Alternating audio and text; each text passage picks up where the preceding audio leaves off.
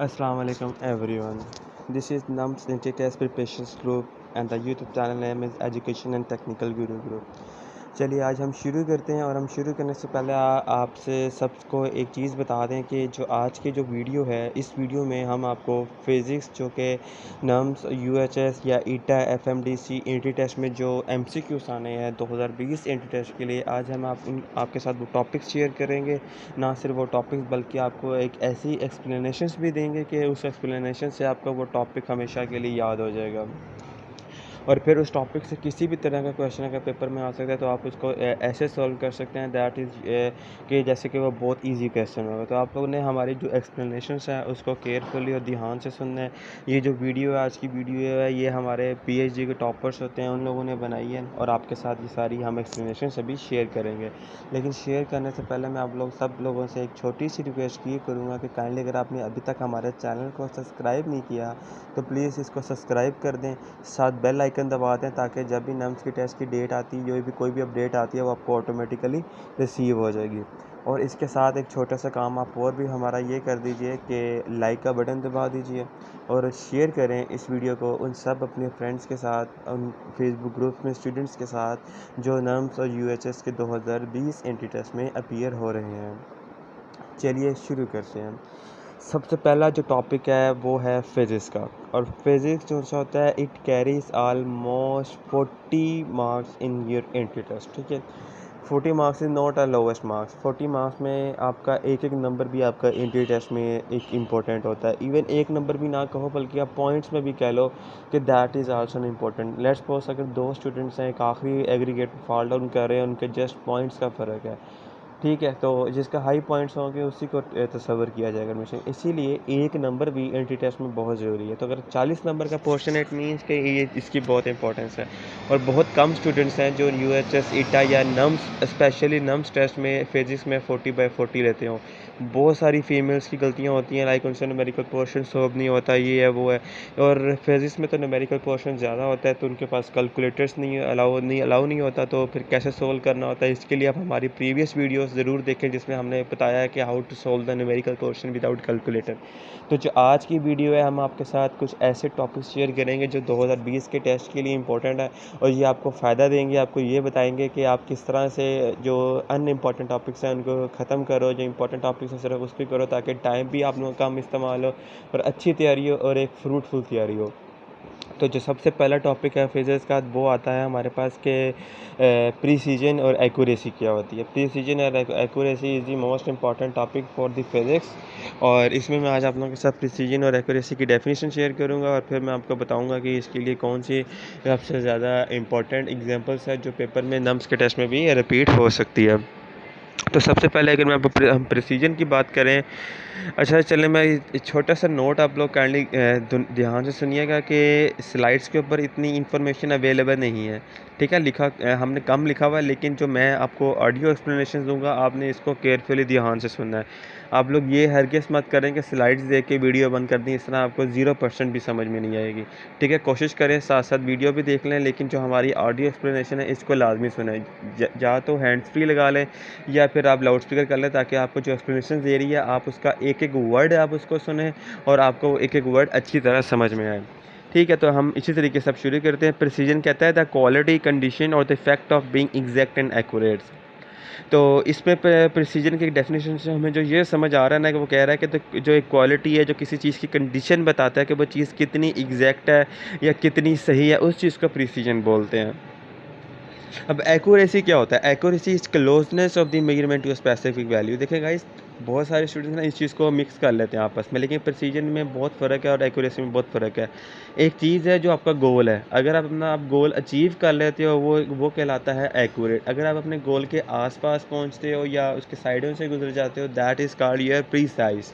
Precise का जो सा होता है एक पॉइंट मैं आप लोगों को एक्सप्लेन करता हूँ, उसको लिख लें। फिर ये जो पेपर नम्स के पेपर में क्वेश्चन आया था 2018 में, इसको आप लोग लिख लें। Precision is always near to your target and accuracy is always equal to target. ये नम्स के 2018 के पेपर में एमसीक्यूज आया था, इसलिए इसको आप लोग लिख लें। अब अगर हम इसकी एग्जांपल शेयर करते हैं तो आपको ये मज़ीद अच्छी तरह आ जाएगा। लेट्स सपोज मैंने एक एग्जांपल लिखी है, नीचे मैंने लिखा हुआ है गोल है 20 सेंटीमीटर। केयरफुली ध्यान से सुनिएगा। अब आप दो एक्सपेरिमेंट्स करते हैं। पहला एक्सपेरिमेंट करते हो तो आपकी वैल्यू आती है, लाइक लेट्स सपोज आप कोई 1 ईयर कैलिपर से ना कोई डिस्टेंस मालूम कर रहे थे, तो आपकी जो डिस्टेंस है ना वो 19 सेंटीमीटर है, लेकिन आपका जो गोल है वो आपने 20 सेंटीमीटर अचीव करना है। और दूसरा आप एक और एक्सपेरिमेंट किया, फिर आपकी एक्यूरेट 20 सेंटीमीटर वैल्यू आ गई है। अब ये जो 20 सेंटीमीटर है that is equal to your goal, ठीक है। अब सेकंड एक्सपेरिमेंट की वैल्यू है वो इक्वल है किसके, आपके गोल के साथ। और जो पहले एक्सपेरिमेंट की वैल्यू है that is not equal to 20 but it is near to your goal. तो 19 centimetre is your precise value and 20 centimetre is your accurate value. इसी तरह अब कुछ स्टूडेंट्स को जो पहली वाली एग्जांपल है ये मुश्किल लगती है, तो मैं दूसरी एग्जांपल भी मैंने आप लोगों के सामने बनाई है, जिसमें मैंने 4 शेप्स रिप्रेजेंट की हैं, ए बी सी और डी, और इनके ऊपर रेड कलर के सर्कल्स ड्रा कर दिए गए हैं। अगर आप जस्ट ए और डी पे फोकस करें, ए वाली वैल्यू को देखो तो जो सबसे जो अंदर जो रेड डॉट बना हुआ है, ठीक है, दैट इज़ योर, बिल्कुल उस पर निशाना आपने लगाना है। लेकिन जो आप निशाने लगा रहे हो वो आपके बिल्कुल उसके ऊपर नहीं लग रहे, उसके आसपास लग रहे हैं। So A is your precise value, क्योंकि ये टारगेट के क्लोज है। अब डी वैल्यू देखिए, डी वैल्यू देखो, अब जितने भी आपने निशाने लगाए हैं वो they all are on your goal, यानी कि वो जो सेंटर वाला पॉइंट है उसके ऊपर चारों निशाने लगे हैं। तो this is your accurate value. तो गाइस अब हमने आपके सामने जो प्रीसाइज और एक्यूरेसी की डेफिनेशन और उन दोनों की दो एग्जांपल्स जो आप लोगों के साथ शेयर की है, होपफुली अब आपको प्रीसाइज और एक्यूरेसी क्लियर हो गया होगा। अब हम आगे चलते हैं अपने सेकेंड मोस्ट इंपॉर्टेंट फेजेस के टॉपिक में, जो नम्स और यूएचएस के लिए बहुत ज़्यादा इंपॉर्टेंट है 2020 एंट्री टेस्ट के लिए। तो एक ये थोड़ा सा टॉपिक थोड़ा सा कंसेप्चुअल है, थोड़ा सा टेक्निकल है, लेकिन हम हमारी टीम ने एक ऐसी एक्सप्लेनेशन हम आपको सुनाएंगे कि आपको इस तरह से याद हो जाएगा कि जैसे आप इससे फुली अवेयर थे ऑलरेडी, या फिर आपको हमेशा ये चीज़ याद रहेगी। तो केयरफुली ध्यान से सुनते जाइएगा। प्रोपल्शन रॉकेट, ठीक है, टॉपिक का नाम है प्रोपल्शन रॉकेट, और ये यूएचएस में लास्ट ईयर में भी आया था और 2020 के लिए नम्स और यूएचएस में एक्सपेक्टेड है। फिजिक्स पार्ट 1 का टॉपिक है एंड इम्पॉर्टेंट टॉपिक है। बहुत सारे स्टूडेंट्स को टीचर्स ये टॉपिक्स नहीं करवाते, लेकिन आज हम आपके साथ ये topic with diagram and explanation सब हम आपको आज एक्सप्लेन करेंगे। सबसे पहले जो प्रोपल्शन जो रॉकेट होता है इसके बारे में बात करें तो spacecraft propulsion is any method used to accelerate spacecraft and artificial satellite. Propulsion rocket ना, या आप ये कह लें कि स्पेसक्राफ्ट प्रोपल्शन बेसिकली एक ऐसा मेथड है, एक ऐसा तरीकाकार है, एक ऐसा प्रोसीजर है जिससे हम लोग अपनी सैटेलाइट्स को और अपने जो हमारे स्पेस क्राफ्ट होते हैं उनको उनको मूव करवाते हैं या उनको एक्सेलरेट करवाते हैं। व्हाट इज़ ये ये स्पेस क्राफ्ट और आर्टिफिशियल सैटेलाइट्स क्या होती हैं? सैटेलाइट्स वो होते हैं जो हमारे टेलीविजन्स को, हमारे मोबाइल फ़ोन्स को, हमारे वाईफाई को सिग्नल प्रोवाइड करते हैं। दैट आर योर सैटेलाइट, और ये यूनिवर्स के अराउंड अबाउट हमारे जो स्पेस है उसमें मूव करती हैं। और जो स्पेस क्राफ्ट होती है ये दूसरे सियारों में लाइक मार्स, जुपिटर, चांद वगैरह में मूव करती है। लेकिन इनको जो मूव कराने के लिए जो प्रोसेस होता है, जो मेथड होता है, that is your propulsion rocket. तो ये मेथड अब आप लोगों को समझ आ गया कि इसकी डेफिनेशन आपको समझ आ गया कि ये होता क्या। अब हम इसके बारे में मज़ीद जानेंगे कि इसमें कौन कौन सी इंपॉर्टेंट टर्म्स होती है और इसमें अपने किन चीज़ों का ख्याल रखना चाहिए। तो आज हम वो आपके साथ शेयर करेंगे। स्पेस प्रपल्शन और in space propulsion exclusively deals with propulsion system, और इसमें जो सिस्टम होता है दैट इज़ प्रपल्शन। लेकिन इसमें जो इंपॉर्टेंट चीज़ है जो नम्स के पेपर में क्वेश्चन आया था, एक तो डेफिनेशन आई है जो मैंने आपको भी एक्सप्लेन किया है पहली 2 लाइनों वाली, ये आप लोग केयरफुली सुन लीजिएगा। और दूसरा पॉइंट जो पेपर में आया था ना वो अभी मैं आपके सामने एक्सप्लेन करता हूँ। कहता है कि 80% जो रॉकेट का मैस होता है ना वो फ्यूल होता है। क्या मतलब है इसका? ये देखें, एक रॉकेट होता है, उसकी जो शेप होती है ना दैट इज़, नीचे आप देखें मैं रॉकेट प्रपल्शन की डायग्राम बनाई है, इसमें आपके सामने एक रॉकेट की डायग्राम मैंने रिप्रेजेंट कर दी है, ठीक है। इस शेप में ना जो टोटल 100% इसका मास है ना, उसमें से जो 80% मास है वो फ्यूल होता है। देखिए 80% कितनी ज़्यादा क्वांटिटी है। अगर आप एक कैन के अंदर पानी भर देते हैं, उस कैन का जो अगर 80% आप उसका मैस निकाल दो, यानी उसका फिर पीछे कुछ भी नहीं बचेगा, लाइक थोड़े से पानी बचेगा। तो अब इसी से आप ये लोग अंदाज़ा लगा लें कि रॉकेट के अंदर सबसे ज़्यादा चीज़ क्या होती है, वो उसके अंदर फ्यूल होते हैं। कितनी ज़्यादा फ्यूल कंजम्पशन है आपको इससे समझ आ गई है। 80% फ्यूल कंजम्पशन होती है रॉकेट के अंदर, ये मैंने आपको एक्सप्लेन कर दिया, इसको याद रखिएगा, ये पेपर में एमसीक्यूज़ भी आ सकता है। अब डायग्राम के अंदर बात करें तो मैं आपको, अगर आप राइट साइड वाला पोर्शन चेक करें डायग्राम का, जिसमें मैंने कहा हुआ है ड्रैग फोर्स है, डाउनवर्ड है, ग्रेविटी डाउनवर्ड है और थर्स्ट है। गाइस ये चीज़ पेपर में आई हुई है नम्स के टेस्ट में। देखिए एक रॉकेट है वो हमेशा अपवर्ड जाता है, और उसकी जो डायरेक्शन होती है ना वर्टिकली अपवर्ड जा रहा होता है। ये नहीं जैसे एरोप्लेन एक फ्लाई ऑफ कर रहा होता है, उस तरह नहीं है। जो रॉकेट है ना that always in a vertical direction, उसकी वर्टिकल डायरेक्शन होती है। अब एक थ्रस्ट फोर्स होती है, थ्रस्ट फोर्स की आप लोग डेफिनेशन लिख लें, मैं एक्सप्लेन कर देता हूँ। थ्रस्ट फोर्स एक ऐसी फोर्स होती है जो किसी भी बॉडी को या किसी भी ऑब्जेक्ट को अपवर्ड धकेलती है। अपवर्ड मतलब है उसको ऊपर की तरफ मूव करती है। अब एक ड्रैग फोर्स क्या होती है, चैप्टर 6 फिजिक्स पार्ट 1 में हमने अपने नम्स ऑनलाइन ट्यूशन स्टूडेंट्स को अच्छी तरह एक्सप्लेन किया था कि ड्रैग फोर्स एक वो फोर्स होती है जो किसी भी ऑब्जेक्ट की अपवर्ड फोर्स को अपोज करती है या उसको रिजेक्ट करती है, उसको डाउनवर्ड करती है। That force is called drag force. अब एक रॉकेट है जो अपवर्ड जा रहा है, उसको थ्रस्ट मिला हुआ है बहुत तेज़, फ्यूल बर्न हुआ, थ्रस्ट मिला काफ़ी तेज़ ऊपर जा रहा है। तो एट द सेम टाइम एक ऐसी फोर्स होती है जो उसको वापस धकेलती है, उसको डाउनवर्ड कर रही होती है। That force is called your drag force, ठीक है। तो ये drag force and thrust force are the most important forces that are acting upon the your rocket during a rocket propulsion. तो ये एक इंपॉर्टेंट टॉपिक है जो मैंने आप लोगों के साथ शेयर किया है। और अभी मैं आप लोगों के साथ जो उसके बाद तीसरे नंबर पर जो हमारे पास सबसे ज़्यादा इंपॉर्टेंट टॉपिक है फिजिक्स का, that is your magnetism field. Magnetism field the topic from the physics part 2 and this is most important topic. काफ़ी स्टूडेंट्स को इसकी समझ में नहीं आती और हमसे काफ़ी स्टूडेंट्स ने रिक्वेस्ट की हमारे फेसबुक पेज नाम sentry test preparation and Instagram page पे नाम सेंट्री टेस्ट पेज पे काफ़ी सारे स्टूडेंट्स ने हमसे मैसेजेस किए, हमें कॉल्स किए कि काइंडली सर ये मैग्नेटिज्म फील्ड और ये फिजिक्स के जो टॉपिक्स हैं इनके बारे में एक वीडियो बना के अपलोड कर दें। तो हमने इस टॉपिक इसलिए इंक्लूड भी कर दिया गया और उसके साथ साथ ये टॉपिक आपके नम्स और यूएसएस के लिए भी इंपॉर्टेंट है, ठीक है। तो आप लोग ध्यान से सुनते जाइएगा। मैं आप लोगों के साथ शेयर करता हूँ सबसे पहले कि मैग्नेटिज्म फील्ड क्या होती है, इसके लिए कौन कौन सी इंपॉर्टेंट चीज़ें हैं। फिर मैं आप लोगों के सामने इंडक्टर्स की भी एक बहुत अच्छी सी एक हमने डायग्राम हमारे ट्यूटर्स ने हमें बना के दी है, ठीक है। तो आपके साथ डायग्राम भी शेयर करते हैं। मैग्नेटिज्म फील्ड की अगर मैं बात करूं तो कहता है कि magnetism is not explain by the conservation of energy. बहुत सारे स्टूडेंट्स क्या करते हैं कि उसको कंजर्वेशन ऑफ एनर्जी से एक्सप्लेन करते हैं। लाइक मैग्नेटिज्म एनर्जी में ये होता है कि ना एक मैग्नेट में जो एनर्जी होती है वो दूसरे मैग्नेट में इंड्यूस कर जाती है। तो काफ़ी स्टूडेंट्स इसको कहते हैं that is due to conservation of energy. ये चीज़ गलत है। मैग्नेटिज्म एक अलग टॉपिक है एंड कंजर्वेशन ऑफ एनर्जी एक अलग टॉपिक है। कंजर्वेशन ऑफ एनर्जी का टॉपिक अगर आप लोगों को याद हो तो फिजिक्स के पार्ट 1 के चैप्टर 4 में हमने कुछ टॉपिक्स के आप लोगों को करवाए थे नम्स ऑनलाइन ट्यूशन स्टूडेंट्स को, जिसमें आप लोगों को हम लोग कंजर्वेटिव सोर्सेस और नॉन कंजर्वेटिव सोर्सेस के बारे में इन्फॉर्म करते हैं कि ये कंजर्वेटिव सोर्सेस हैं, ये नॉन कंजर्वेटिव है। तो वो एक चीज़ समथिंग डिफरेंट है, ठीक है। लेकिन कहता है कि magnetism is concern with conservation of energy like so this is one way in which the magnetic field does work. कहता है कि ये नहीं है कि आप इसको एक्सप्लेन कर दो कंजर्वेशन ऑफ एनर्जी से, बस सिर्फ आप इतना कह सकते हो कि ये कंजर्वेशन ऑफ एनर्जी की एक फॉर्म है, ठीक है। उसकी एक टाइप है, टाइप में और एक्सप्लेन करने में बहुत फ़र्क होता है।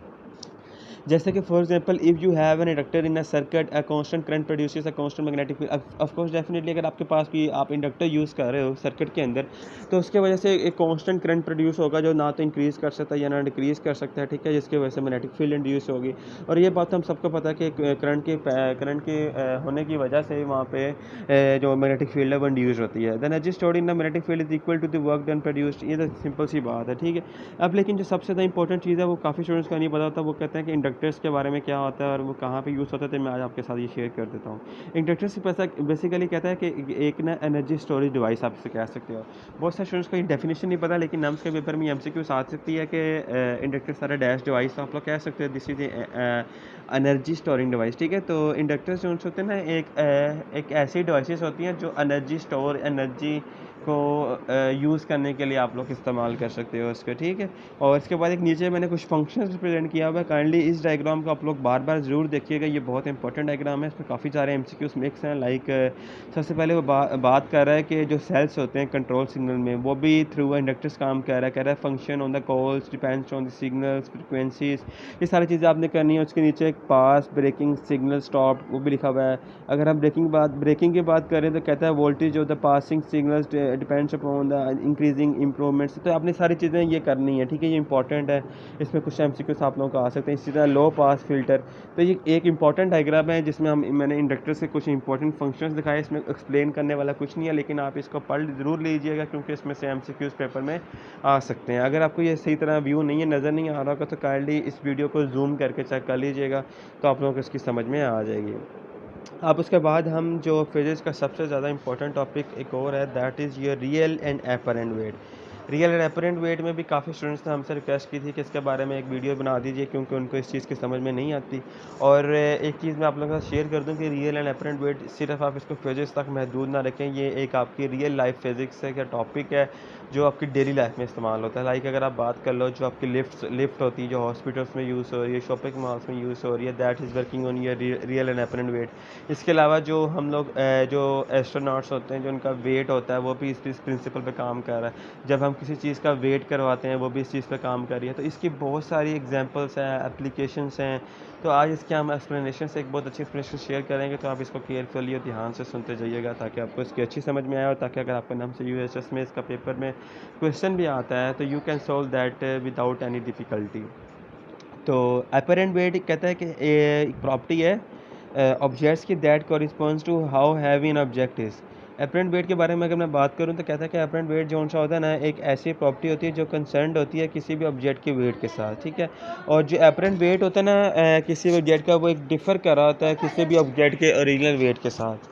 और whenever the forces of gravity acting on the object is not balanced by an equal but opposite. तो रियल एंड अपरेंट वेट एक समथिंग डिफरेंट चीज़ें हैं, ठीक है, क्योंकि रियल एक वेट एक डिफरेंट चीज़ होती है और अपरेंट वेट डिफरेंट होता है। तो मैंने डेफिनेशन एक बहुत अच्छी डेफिनेशन स्लाइड्स में लिख दी है, इसी से आपको समझ में आ जाएगा। अगर हम इसकी एग्जांपल्स की बात कर लें, तो एग्जांपल्स में अगर आप अपरेंट वेट की बात करो तो कहता है कि अपरेंट वेट जो होता है ना, वो डिफरेंट होता है बॉडी के एक्चुअल वेट से, जबकि ऑब्जेक्ट जो होता है पार्शियली, अगर लेट्स सपोज अगर आप किसी भी ऑब्जेक्ट को पानी में गिराते हो, जब वो डूब रही होती है, अगर आप उसका वेट चेक करो तो वो उसका जो वेट होता है ना, वो काफ़ी डिफरेंट होता है। लाइक अगर आपने कभी फील किया हो कि जो लाइक इंसान की जो बॉडी होती है, डेड बॉडी, अगर आप पानी में गिर जाती है या वो किसी पानी की वजह से उसकी डेथ हो जाती है, तो जो बॉडी होती है that just start flowing on the surface of the water, upper surface पे आ जाती है। क्यों? क्योंकि उस टाइम जो उसका जो वेट हो रहा था ना, वो अपरेंट वेट हो जाता है, उसके एक्चुअल वेट जो सा होता है वो कम हो जाता है और अपरेंट वेट ज़्यादा है, जिसकी वजह से उसकी बॉडी बजाय डूबने के वो ऊपर वाली साइड पे फ्लो करना शुरू कर जाती है। तो ये एक थोड़ा सा अपरेंट एंड रियल वेट का कंसेप्ट है। इसी तरह जो लिफ्ट्स होती हैं हमारी, जब हम ग्राउंड पे खड़े होते हैं तो हमारा रियल वेट होता है, लेकिन जब हम एक लिफ्ट पे चढ़े होते हैं तो हमारा जो वेट होता है that changes into apparent wait. तो ये थोड़ी सी दो एग्जांपल्स मैंने आपको इंपॉर्टेंट बताई है, इस एग्जांपल्स को अपने माइंड में याद रखिएगा, क्योंकि ये पेपर में क्वेश्चन आ सकता है आप लोगों के। उसके बाद free and force oscillations topic, ये फिजिक्स के पार्ट 1 में टॉपिक है, ठीक है, चैप्टर 7 ऑसिलेशंस के अंदर है, लेकिन बहुत ज़्यादा इंपॉर्टेंट टॉपिक्स है। काफ़ी सारे स्टूडेंट इस टॉपिक को स्किप कर देते हैं, लेकिन हम आपको थोड़ा सा ये बता दें, हमारी टीम ने ये जज किया है कि ये टॉपिक जो है ना, इसकी एग्जांपल्स पेपर के अंदर आती है, लेकिन अब इस टॉपिक की जो एग्जांपल्स है ना, वो बुक के अंदर मेंशन नहीं है और ना ही मैंने इस स्लाइड में लिखी है। क्यों नहीं और अगर आपको कैसे पता चलेगा, अब आपने करना ये है कि अब मैं जो आपको एक्सप्लेनेशन देने लगा हूँ ना, बहुत इंपॉर्टेंट देने लगा हूँ, तो आप लोग केयरफुली ध्यान से सुनते जाइएगा और कोशिश करें कि लिख लें एग्जाम्पल से, क्योंकि जो ऑनलाइन ट्यूशन स्टूडेंट्स हैं इनके क्विज़ में ये क्वेश्चन भी किया जा सकता है, ठीक है। और ये एग्जाम्पल्स आप अपने पास लिख लें, ताकि ये नम्स की यूएचएस के पेपर में भी आपसे पूछी जा सकती है कि फ्री ऑसिलेशंस की एग्जाम्पल कौन कौन सी हैं या फोर्स की कौन कौन सी। एक याद रखिएगा, नम्स से यूएचएस के पेपर में कभी भी सिंपल क्वेश्चन नहीं आता, हमेशा कंसेप्चुअल क्वेश्चन आता है। डेफिनेशंस पे सिर्फ रिलाई ना कीजिए।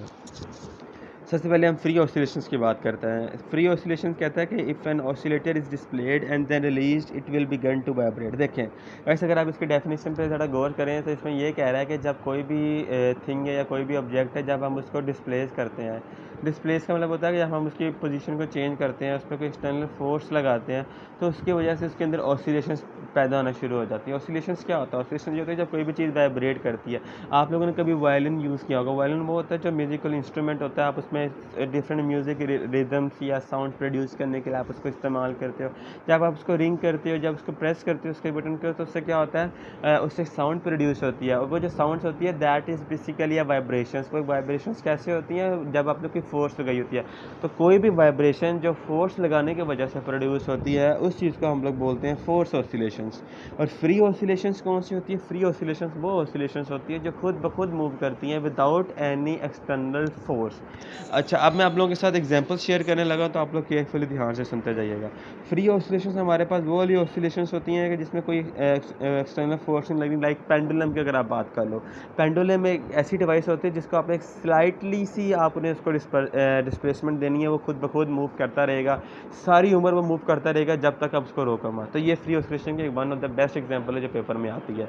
फिर फोर्स ऑसिलेशन के मैं बारे में बता दूं, फोर्स ऑसिलेशन आप कोई भी एग्जांपल ले लो, लाइक मैंने आपको वायलोन की बताई है। इसके अलावा आप ले लो एग्जांपल किसी भी चीज़ को लो। अब राइडिंग होना बस, जब आप बस पर जा रहे होते हैं, बस एक जंप से गुजरती है, तो आप थोड़ा सा वाइब्रेशन से ऑसिलेशन से अपने जिस्म में बॉडी में फील करते हो, तो दैट इज़ आल्सो ना फोर्स ऑसिलेशन। मैं आप लोगों के साथ एक वाक़या शेयर कर दूं दैट इन प्रीवियस सेंचुरी एक वाक़या हुआ था यूएसए में, जब एक सोल्जर्स जा रहे थे ब्रिज के ऊपर से, तो उस ब्रिज के ऊपर जो सोल्जर्स थे वो मार्चिंग कर रहे थे। मार्च क्या होता है, मार्च में होता है कि काफ़ी सारे सोल्जर्स जो होते हैं ना वो जॉगिंग कर रहे थे।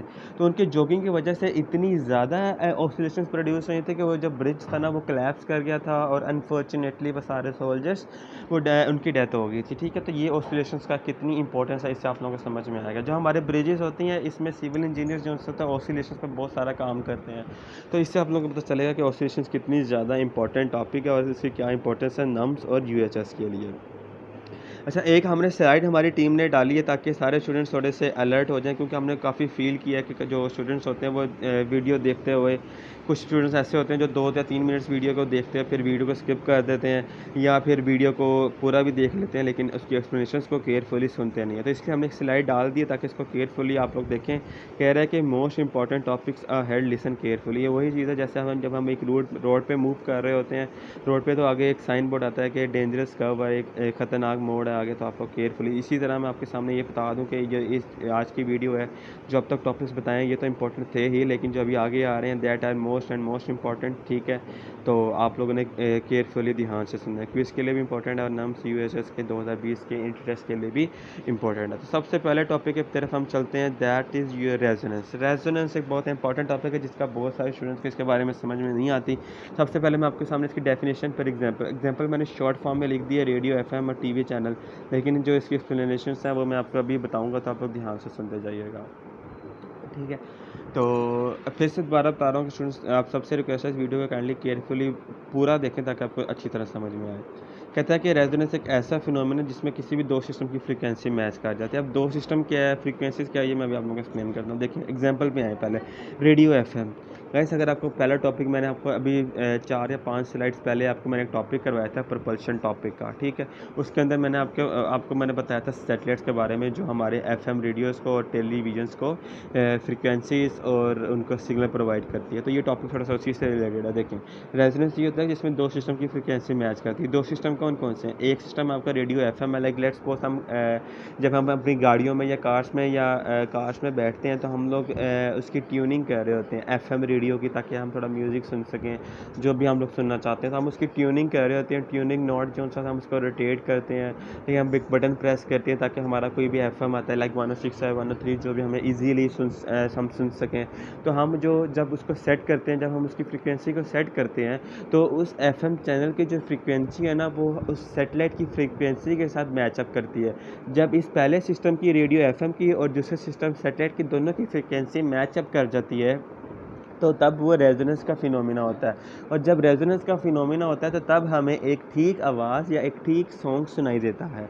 तो ये सारा एक थ्योरी होती है किसकी, रेजोनेंस की। तो गाइस अब आपको एक बहुत अच्छी समझ आई होगी रेजोनेंस की, आई थिंक सो। ठीक है, और दूसरी एग्जांपल मैंने टीवी चैनल की दी है। इसी तरह जो हम लोग टेलीविजन देखते हैं, लाइक हम लोग जो फीमेल्स होती हैं लाइक ड्रामास देखती हैं एयर वाई पे, फिर जो हम लोग न्यूज़ सुनते हैं लाइक जियो न्यूज़ पे, एयर वाई न्यूज़ पे, जिस पे भी सुनते हैं, तो उन चैनल की एक फ्रिक्वेंसी होती है लाइक 40 मेगाहर्ट्ज़ 50 मेगाहर्ट्ज़। वो फ्रिक्वेंसी सैटेलाइट की फ्रिक्वेंसी के साथ मैचअप कर जाती है।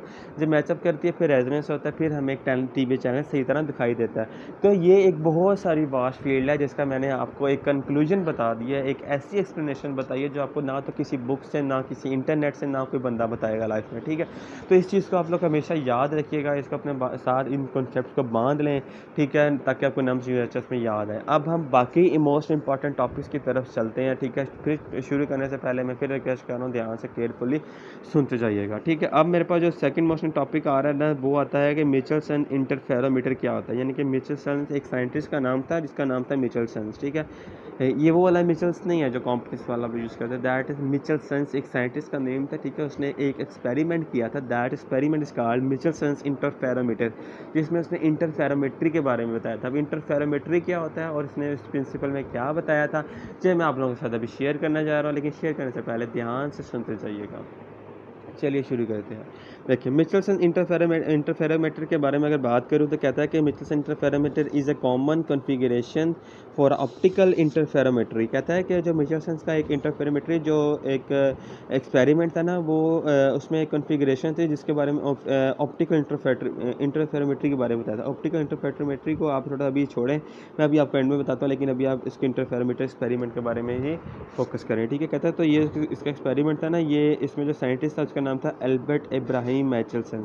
अच्छा, हमारी जो टीम होती है, हमारी नम्स ऑनलाइन ट्यूशन की जो टीम होती है, या हम अपने स्टूडेंट्स को बार बार इन्फॉर्म करते हैं कि आप लोगों ने साइंटिस्ट के नेम्स को स्किप नहीं करना। बहुत सारे स्टूडेंट इस चीज़ को अनइम्पॉर्टेंट समझ के छोड़ देते हैं और एग्जामिनर हमेशा ऐसी चीज़ें देता है जो आपको अनइम्पॉर्टेंट लग रही होती है, ठीक है। तो आपने इसके एक्सपेरिमेंट के जो नेम होते हैं इंपॉर्टेंट उनको ज़रूर करें, लाइक आइजैक न्यूटन्स के नाम याद कर लो, मेंडेलीव का नाम याद कर लो। इसी तरह मिचेल्सन एक्सपेरिमेंट जो पेपर में क्वेश्चन आ सकता है कि इंटरफेरोमेट्री का प्रिंसिपल किसने दिया था, तो मिचेल्सन ने दिया था, इब्राहिम मिचेल्सन। आप जिसको ये इसका नाम पता हुआ था वही नाम लिख सकते, नाम में आप कोई तुक्का नहीं गैस नहीं कर सकते।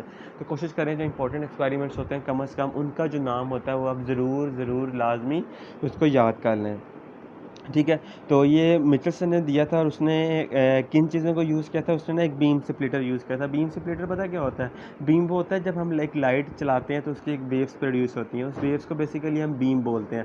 उस बीम्स को अगर हम डिवाइड कर देते हैं दो पार्ट में, लाइक अगर आप अगर आप एक कमरे में लाइट बल्ब ऑन करते हो, उस बल्ब की लाइट फैलती है। अगर आप उस बल्ब के आगे कोई ऑब्स्टेकल कोई अपना हाथ रख दो तो आपकी जो अब जो लाइट की जो बीम होगी ना, वेव्स होगी, वो आपके एक हाथ की साइड से भी निकल रही होगी, दूसरी साइड से भी निकल रही, यानी कि वो जो लाइट होती है ना वो स्प्लिट हो जाती है। तो ये बीम स्प्लिटर उसने यूज़ किया था अपने एक्सपेरिमेंट के अंदर, ठीक है, जिसने उसने लाइट को स्प्लिट किया था इंटू 2 आर्म्स। अब जो ऑप्टिकल इंटरफेरोमीटर जो उसने एक कॉन्फ़िगरेशन यूज़ की थी ना, अब मैं उसके बारे में आपको बताने लगा हूँ, आप ध्यान से सुनना। कहता है कि ऑप्टिकल इंटरफेरोमीटर जो होता है ना, ऐसे इंस्ट्रूमेंट्स है जो रिलाई कर रहे थे इंटरफ्रेंस पे, ठीक है। इंटरफ्रेंस क्या होता है, देखें इस टॉपिक देखें, आप लोगों को एक चीज़ बताऊँ, टॉपिक कितना इंपॉर्टेंट है। इस टॉपिक में से हर एक इंपॉर्टेंट डेफिनेशन लिख कर रही है। देखें मेरे से इंटरफेरोमीटर के बारे में थोड़ा सा बताया, उसमें से ऑप्टिकल इंटरफेरोमीटर निकला, ऑप्टिकल इंटरफेरोमीटर बताया तो उसमें से इंटरफेरेंस निकला। कैसे आप लोग परेशान हो, मैं आपके साथ ये सारे टॉपिक एक्सप्लेन करता हूँ, ठीक है। मीटर से इंटरफेरोमीटर मैंने आपको बताया कि बीम स्प्लिटर के बारे में होता है। अब ऑप्टिकल इंटरफेरोमीटर मैंने यही कहा है कि जो इंटरफ्रेंस में रिलाई कर रहा था, ठीक है। और इंटरफ्रेंस में ये था कि उसने रिफ्लेक्शंस के बारे में थोड़ा सा बताया था, और इसके अलावा जो ऑप्टिकल टूल्स होते हैं, ऑप्टिकल टूल्स आप देखें डिफरेंट टाइप के टूल्स होते हैं, लाइक अगर आप लेंस की बात कर लें तो वो भी ऑप्टिकल टूल है, ठीक है। और इसके अलावा अगर आप बात कर लें डिफरेंट टाइप के ऑप्टिकल टूल्स होते हैं, ठीक है। क्यों यूज़ किए थे, उसमें प्रीसाइज मेजरमेंट्स के लिए किया था। पहले ज़माने में ना ये वर्नियर कैलिपर जो स्क्रू गेज होता था, ये इतनी एग्जैक्ट एक्यूरेसी नहीं देते थे, तो जिसकी वजह से मिचेल्सन साइंटिस्ट ने मिचेल्सन इंटरफेरोमीटर का एक्सपेरिमेंट दिया, जिसमें उसने बीम स्प्लिटर को यूज़ किया। और उसका फ़ायदा ये था कि उसमें एक प्रिंसिपल यूज़ होता था जिसका नाम था ऑप्टिकल इंटरफेरोमेट्री, और वो जो ऑप्टिकल इंटरफेरोमेट्री था ना, वो इंटरफ्रेंस पे काम करता था। और उसका ये फ़ायदा था कि उससे हम लोग कोई भी प्रीसाइज मेजरमेंट मालूम कर सकते थे।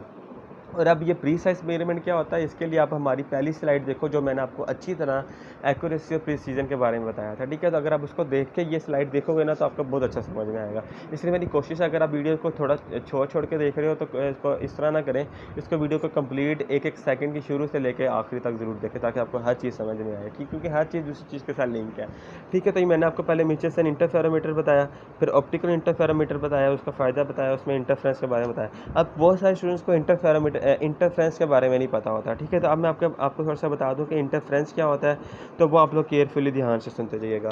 अगर हम इंटरफ्रेंस की बात करें तो कहता है कि इंटरफ्रेंस जो होता है ना, एक ऐसा प्रोसेस होता है जो कॉम्बिनेशन होता है किस का, दो या दो से ज़्यादा इलेक्ट्रोमैग्नेटिक वेव फॉर्म का। वेव फॉर्म्स क्या होता है, वेव फॉर्म्स हमारे पास अगर आपने देखा हो, जो साउंड वेव्स होती हैं।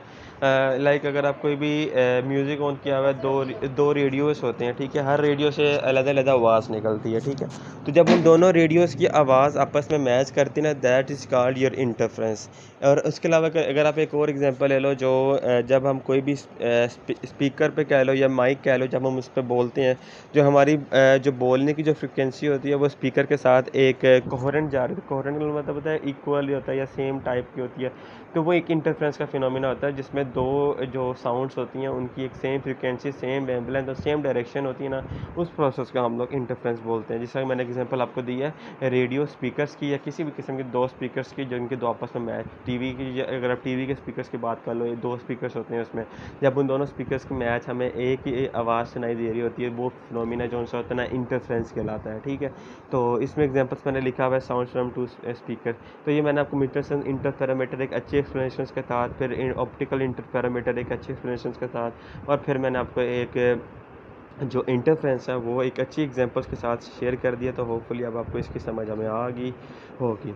अब उसके बाद जो हमारे पास सबसे इंपॉर्टेंट टॉपिक आता है ना, वो आता है कि जो करंट होता है। देखें गाइस, सबसे पहले जो हमारी लाइफ है ना, मैं आपको थोड़ा सा बता दूं, जो हम कोई भी एप्लीकेशन यूज़ करते हैं, अगर आप टेलीविज़न की बात कर लो या उसके अलावा आप इसका नाम बात कर लो, करंट की बात कर लो, बल्ब की बात कर लो, ट्यूबलाइट की बात कर लो, लैपटॉप की बात कर लो, जब हम इसको चार्ज करते हैं, स्पेशली मोबाइल फ़ोन की बात करें, जब हम इसको चार्ज करते हैं, इसको यूज़ करते हैं, उसको ऑन करते हैं, तो उसमें क्या होता है, सबसे पहले ना उसको वोल्टेज दिया जाता है, ठीक है। स्विच के थ्रू वोल्टेज दिया जाता है, और जब हम उसको वोल्टेज देते हैं, उससे करंट प्रोड्यूस होता है, करंट पैदा होता है। उस करंट की वजह से अब क्या क्या हो सकता है, उसके क्या क्या इफ़ेक्ट्स क्या हो सकते हैं, आज मैं आपके साथ वो शेयर करूँगा।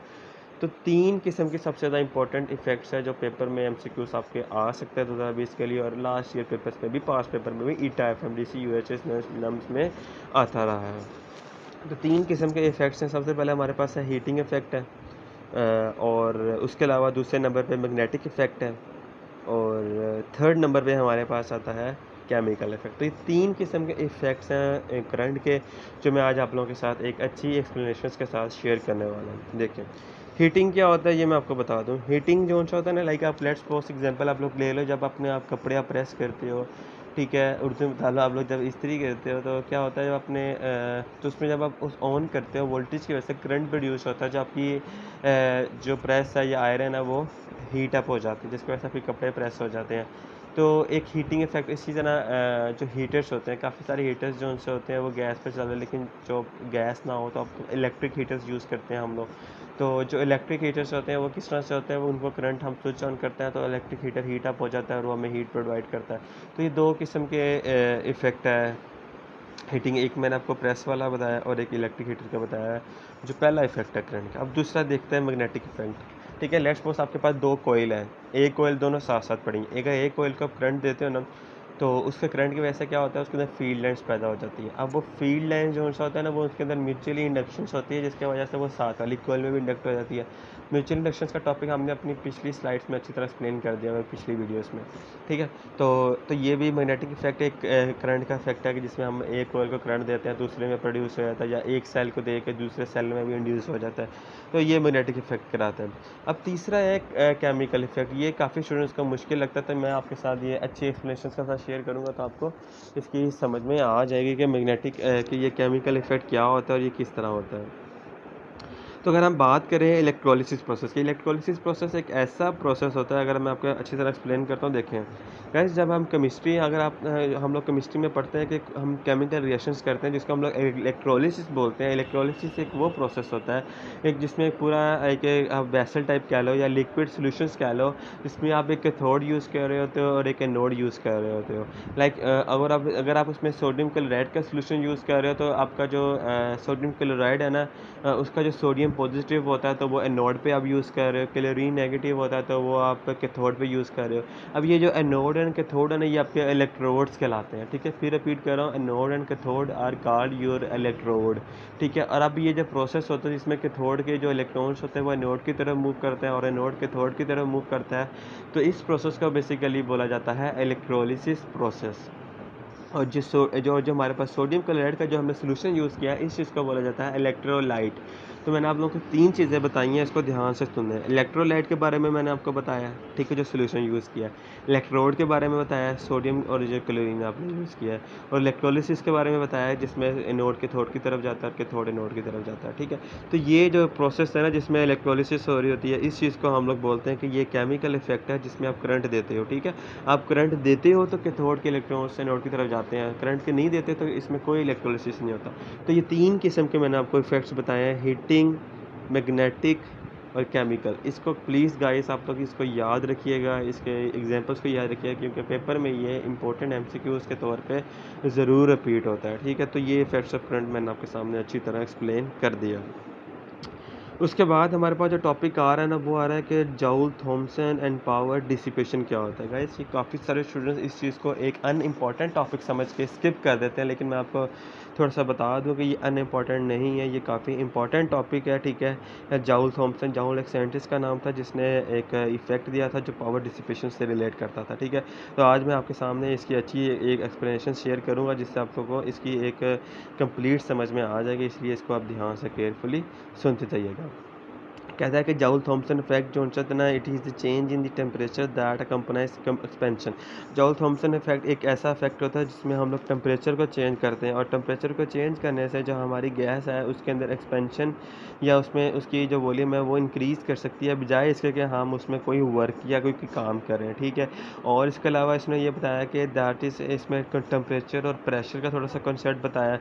तो जॉल थॉमसन के बारे में आप सिर्फ इतना याद रखिए कि इसमें जो होता है ना, चेंज इन टेम्परेचर कॉन्सेप्ट बताया है कि जिसमें गैसेस की एक्सपेंशन हो सकती है, बजाय इसके कि हम उसमें कोई वर्क या उसकी वॉल्यूम इंक्रीज़ करें। और थोड़ा सा उसमें टेम्परेचर और प्रेशर के बारे में, कॉन्सेप्ट के बारे में जॉल थॉमसन में बताया गया था। अब पावर डिसिपेशन क्या चीज़ है? पावर डिसिपेशन, अगर आप मेरी इस स्लाइड को फोकस करें जिसमें मैंने एक डायग्राम भी बनाई है, तो कहता है कि जब एक flood flows through a valve, कहता है कि जब कोई भी फ्लड जो होता है ना, एक वाल्व से फ्लो करता है। लेकिन सपोज अगर आप टैप ऑन करते हो तो वो आपका एक वाल्व भी है, तो उसमें से पानी बाहर की तरफ फ्लो करता है, तो फ्लड प्रेशर जो होता है ना वो ड्रॉप कर जाता है। क्यों ड्रॉप करता है? क्योंकि जब प्रेशर ड्रॉप करता है ना तो स्पीड इंक्रीज़ कर जाती है, ठीक है। ये है, मैंने आपको चैप्टर 6 में अच्छी तरह एक्सप्लेन कर दिया था। तो अब क्या होता है, अब adiabatically due to expansion, expansion की वजह से प्रोसेस होता है। तो ये जो कंसेप्ट है ना, जब हम कोई भी वाल्व ओपन करने से फ्लड का जो फ्लो है वो इंक्रीज़ करता है प्रेशर ड्रॉप होते हुए, तो ये जो सारा कंसेप्ट है ना, इस चीज़ को हम लोग बोलते हैं जॉल थॉमसन इफेक्ट, ठीक है। और ये जो बेसिकली रिलेट करता है किसके साथ? टेम्परेचर और प्रेशर से, और ये this is called Joule Thomson coefficient. अच्छा, इसके बारे में थोड़ी इंपॉर्टेंस फिर बता रहा हूँ। जॉल थॉमसन इफेक्ट में हमने गैस एक्सपेंशन के बारे में बात की, जिसमें टेम्परेचर प्रेशर को यूज़ किया, और फिर मैंने आपके सामने एक वाल्व की एग्जांपल दी। जब हम एक वाल्व को ओपन करते हैं, उसके बाद फ्लड मूव करता है, प्रेशर डाउन करता है, तो ये जो इफेक्ट का हो रहा होता है इसको हम जॉल थॉमसन इफेक्ट बोलते हैं। और मैंने आपको अच्छी एक्सप्लेनेशन के लिए साथ एक डायग्राम रिप्रेजेंट कर दी ताकि आपको अच्छी तरह समझ में आ जाए।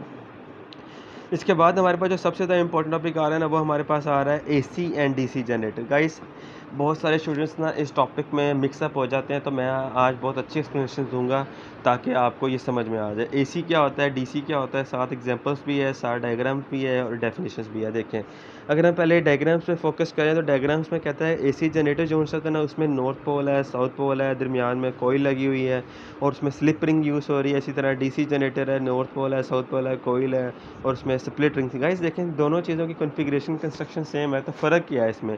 फ़र्क ये है कि एसी जनरेटर के अंदर स्लिप यूज़ हो रही है रिंग्स, और डीसी में स्प्लिट हो रही है, ठीक है। तो ये आप फ़र्क याद रखिएगा, पेपर में क्वेश्चन आ सकता है कि स्प्लिट और स्प्लिट रिंग किस किस में यूज़ होती है और इन दोनों का पर्पस क्या है, ठीक है। तो पहले क्वेश्चन का हमने आंसर आपको कर दिया कि ये एसी में स्लिप हो रही है और डीसी में स्प्लिट। अब स्लिप और स्प्लिट में क्या फ़र्क है, मैं अभी आप लोगों के साथ शेयर कर देता हूँ। देखें, जो स्लिप रिंग के बारे में अगर हम बात करूँ, लेफ्ट साइड देखेंगे, कहता है कि the transfer of power between the rotating and the stationary structure of an AC machine is done using slip ring. कहता है कि स्लिप रिंग वो रिंग्स होती हैं जिसमें कोयल जो है वो 360 रोटेट करती है, पूरा रोटेट करती है, और वो रोटेटिंग कोयल को एनर्जी प्रोवाइड करती है और उसमें वर्क डन भी होता है, ठीक है। अब स्प्लिट रिंग देखते हैं। स्प्लिट रिंग कहता है कि the direction of the current can be reverse by using split ring. देखें, स्प्लिट रिंग से अगर अब इस चीज़ से ये समझ आ रहा है कि स्प्लिट रिंग्स वो रिंग्स होती हैं जो कोयल की फुल डायरेक्शन रिवर्स होने से रोकता है। लाइक अगर स्प्लिट रिंग ने थोड़ी डायरेक्शन रिवर्ट की है, उसके फिर उसको अपोज कर देता है। लाइक यानी कि क्या समझ आया, यानी कि वो फुल 360 नहीं जा रहा, सिर्फ 180 है, रोटेट करती है कोयल, फिर वापस आ जाती है। तो ये जो फ़र्क है ना स्प्लिट रिंग्स का और स्लिप रिंग्स का, तो ये हमने 2 क्वेश्चंस का आपको आंसर कर दिया, और ये वही 2 क्वेश्चन हैं जो नम्स यूएसएस के पेपर में आते भी रहे हैं और 2020 के लिए भी आना है। अब उसके बाद आखिरी जो सबसे ज़्यादा इंपॉर्टेंट टॉपिक्स हैं ना, वो मैं आपके बारे में शेयर कर दूँगा। वो ये है कि डीसी जनरेटर को डिफ़ाइन कैसे करना है और एसीयू कैसे डिफ़ाइन करना है।